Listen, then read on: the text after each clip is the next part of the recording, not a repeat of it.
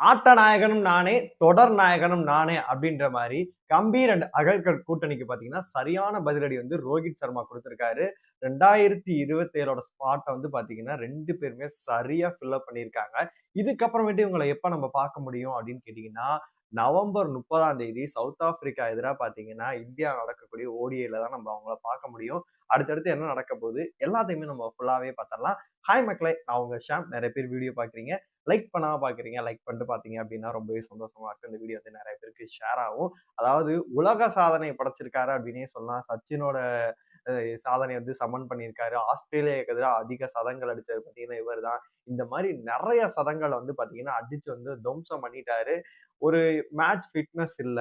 அதாவது விளையாட மாட்டாங்க. அவலாம் முதல் மேட்ச் அவுட் ஆனே ஒரு கட்டம் கட்டிட்டாய்ங்க. கம்பீர் பண்ணது தான் சரி அப்படின்னு சொல்லிட்டு பார்த்தீங்கன்னா, அவங்களும் முன்னாடியே நம்ம நெறைய வீடியோக்கள்லாம் போட்டிருந்தோம். அதாவது பார்த்தீங்கன்னா, கரெக்ட்டா காய் நவுத்து பார்த்தீங்கன்னா, முடிச்சு விட்டுருந்தாங்க. ஒரு தகவலுமே நம்மளுக்குமே வந்துச்சு. அது மட்டும் இல்லாம பார்த்தீங்கன்னா, இந்த கமெண்ட்ரேட்டரும் பார்த்தீங்கன்னா, அந்த விஷயத்த பத்தியுமே பேசிட்டு இருந்தாங்க. அது என்ன விஷயம் அப்படின்னு கேட்டீங்கன்னா, ரோஹித் சர்மா அவர்கள்ட்ட பார்த்தீங்கன்னா, ஒரு கம்யூனிகேட் மட்டும் தான் பண்ணப்பட்டுச்சு. இந்த மாரி உங்கள கேப்டன்சிலருந்து தூக்குறோம். புது கேப்டன் போட போறோம்ன்னு சொல்லிட்டு கம்யூனிகேட் தான் பண்ணப்பட்டுச்சு. அவர கூப்ட்டு இந்த மாரி நாங்க இப்ப ஃபியூச்சர நோக்கி யோசிக்கிறோம். இந்த மாரி ஒரு கேப்டன்லாம் மாத்த போறோம் அப்படின்ற விஷயத்த வந்து கரெக்ட்டா கம்யூனிகேட் பண்ணல அப்படின்ற தகவல் வந்து நம்ம சொல்லியிருந்தோம். கமெண்ட்ரேட்டரும் பார்த்தீங்கன்னா, அதே தான் பார்த்தீங்கன்னா பேசிட்டு இருக்கும்போது சொன்னாங்க. இவர்ட்ட வெறும் கம்யூனிகேட் மட்டும் தான் பண்ணியிருக்காங்க. மத்தபடி வந்து கேப்டன்சிய தூக்குறத பத்தி, இவர நாங்க போட போறோம்ன்னு சொல்லிட்டு ஃபுல்லா விரிவான விளக்கம் வந்து குடுக்கவே படல அப்படின்ற மாரி தான் சொல்லப்படுது. என்னைய பொறுத்தவரைக்கும் ஹர்ஷித் ராணா வந்து ஒரு ஓவர் வீசுறாரு.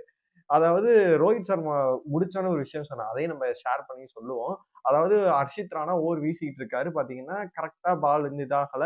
கரெக்ட்டா அவரு கணிக்கிறாரு. ஹர்ஷித் ராணாவ கூப்பிடுறாரு. கூப்ட்டு இந்த மாரி வந்து ஷார்ட் பால் போடு. நெஞ்சுக்கு வர மாரி இப்படி போடு. போட்டோனே கரெக்ட்டா அவுட் ஆவான்னு சொல்லிட்டு பார்த்தீங்கன்னா, அவுட் ஆகுறாரு அவரு. இவரு செலிப்ரேட் பண்ணி ஒரு சும்மா சிரிச்சுக்கிட்டே ஓடி தான் அவரு செலிப்ரேட் பண்ணி நான் தான் சொன்னேன் அப்படின்ற மாரி விஷயம்லாம் பண்ணா, அவர் பாட்டுக்கு சிரிச்சுக்கிட்டே போறாரு. அதே மாரி விராட் கோலி ஒரு இடத்துல பார்த்தீங்கன்னா, அவன் வந்து இந்த சைடு வந்து அடிக்க பார்க்கிறான். இங்க வான்னு சொல்லிட்டு போற சுமன் கில்ல இழுத்து கூப்பிட்டு பார்த்தீங்கன்னா, இந்த மாரி போடலாம் அப்படின்னு சொல்லிட்டு பிளான் பண்ணி கரெக்ட்டா பார்த்தீங்கன்னா, கேட்ச்மே புடிச்சிருப்பாங்க.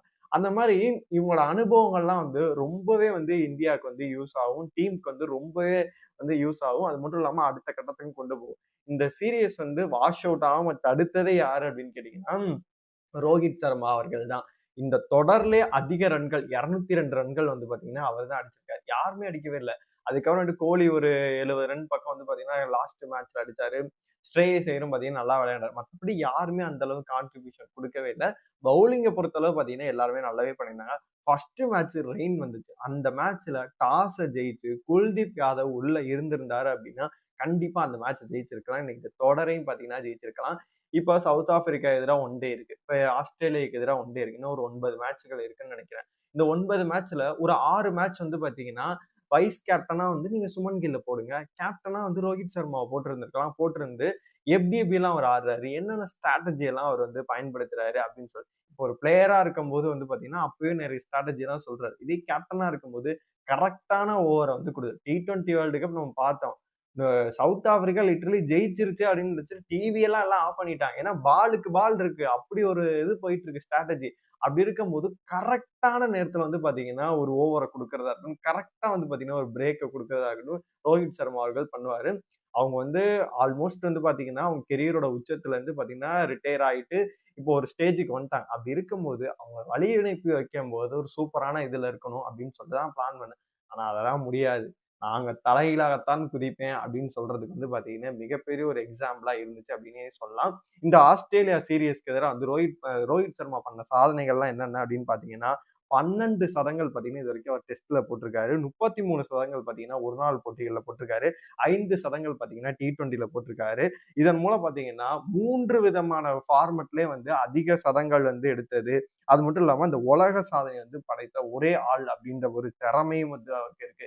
அதாவது இந்த உலக சாதனை, சச்சின் டெண்டுல்கரோட சாதனைய முறியடிக்கிறது, விராட் கோலி சாதனைய வந்து சமன் செய்யுது. இந்த மாரி சச்சினோட சாதனைய சமன் செய்றது. இதெல்லாம் வந்து பெரிய விஷயம் வந்து அவருக்கெல்லாம் வந்து சாதாரணமா அவர் கடந்து போனாரு. அன்னைக்கு அவர் சதம் போட்டோனே பார்த்தீங்கன்னா, ஒரு செலிப்ரேஷனோ எதுவுமே பண்ணவே இல்ல. ஆஸ்திரேலியாவுக்கு எதிரா மட்டும் பார்த்தீங்கன்னா, 9 சதங்கள வந்து அடிச்சிருக்காரு. அப்படி இருக்கும்போது இவ்வளோ இப்ப சப்போஸ் வந்து நான் வந்து இந்த இந்த சீரிஸ் ஆரம்பிக்கிறதுக்கு முன்னாடியே நான் ஒரு விஷயத்த சொல்லியிருந்தேன்.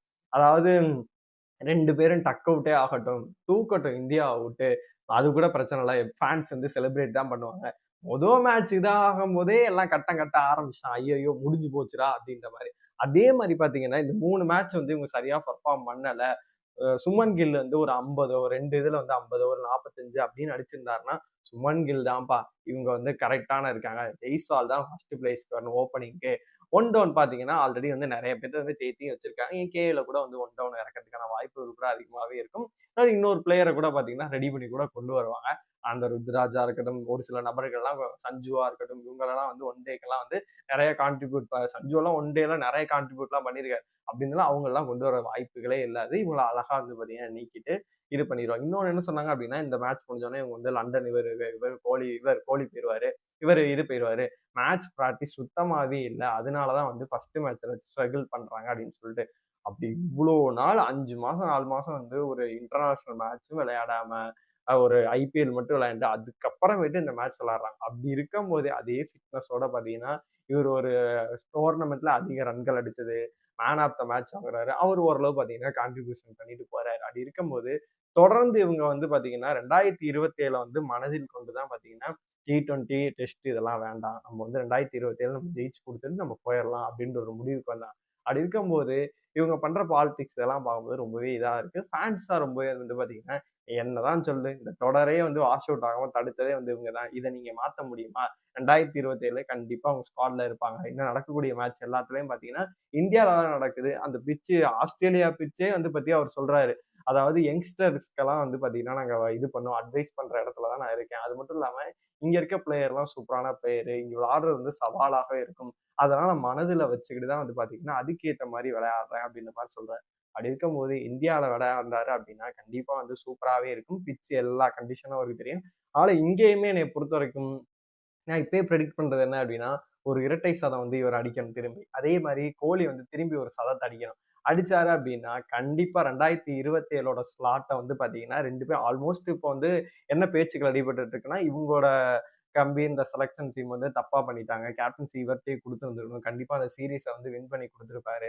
அப்டின்ற மாரி சொல்றாங்க. அதனால வந்து மீண்டும் எதுக்குடா எடுத்தீங்க? அவங்க ஆனா பதிலே சொல்ல ஒரு அக்ரெசிவோ இல்ல போட்டு இது பண்றதோ ஒரு பேட்டி கேட்குறாங்க. அது முடிஞ்சோனே 2 பேரும் பேட கூட கழட்டாம வந்து இது பண்றாங்க. 2027 நல்லா பண்ணுங்க அப்படின்ற மாரி சொல்லிட்டு போறாங்க. அது நாங்க விளையாடுவோம், நாங்க விளையாட மாட்டோம். நாங்க ஏதாச்சும் பண்ணுவோம். இந்த இதுல இது பண்ணுவோம் அப்படின்ற எந்த ஒரு இதுவுமே அவங்க சொல்லவே இல்ல. அவங்க பாட்டுக்கு பெருந்தன்மையா 2 பேர் போயிட்டு இருக்காங்க. பேட்டால மட்டும் 2 பேரும் வந்து பாத்தீங்கன்னா, பதில் சொல்லிட்டு இருக்காங்க. கோலி கொஞ்சம் முன்னாடி இருந்த ஃபார்ம் இல்லையோ அப்படின்ற மாரி தோணுது. ஆனா ரோஹித் சர்மா எத்தன வருஷம் ஆனாலும் பாத்தீங்கன்னா, அதே ஃபார்மு, அதே இதுல தான் கன்டின்யூ ஆயிட்டு இருக்காரு. இப்ப நவம்பர் 30ஆம் தேதி பார்த்தீங்கன்னா நடக்க இருக்கு. அதுல தான் நம்ம 2 பேரையும் பார்க்க முடியும். அதுல ஸ்ரேயஸ் ஐயர் வந்து விளையாட மாட்டாரு அப்படின்ற ஒரு நியூஸ்மே அடிபட்டுட்டு இருக்கு. ஏன்னா, அந்த அலெக்ஸ் கேரியோட கேட்ச பிடிக்க போயிட்டு பார்த்தீங்கன்னா, ஏதோ ஒரு இன்ஜுரி ஆயிருச்சு அப்படின்ற மாரி சொல்றாங்க. அது என்ன அப்படின்னு சொல்லிட்டு நம்ம இன்னொரு வீடியோல ஃபுல்லாவே பார்ப்போம். அடுத்த வீடியோல வந்து பார்த்தீங்கன்னா, ஐபிஎல் பத்தி நிறைய பேர் அப்டேட்லாம் கேட்டுட்டு இருக்கீங்க. அத பத்தி ஒரு சூப்பரான வீடியோவும் வந்துட்டு இருக்கு. அத நீங்க பார்த்து என்ஜாய் பண்ணுங்க. அது இல்லாம அடுத்தடுத்த தகவல்லாம் நீங்க வேணும் அப்படின்னு நினைச்சீங்கன்னா, நம்ம சேனல மறக்காம சப்ஸ்கிரைப் பண்ணி வச்சுக்கோங்க.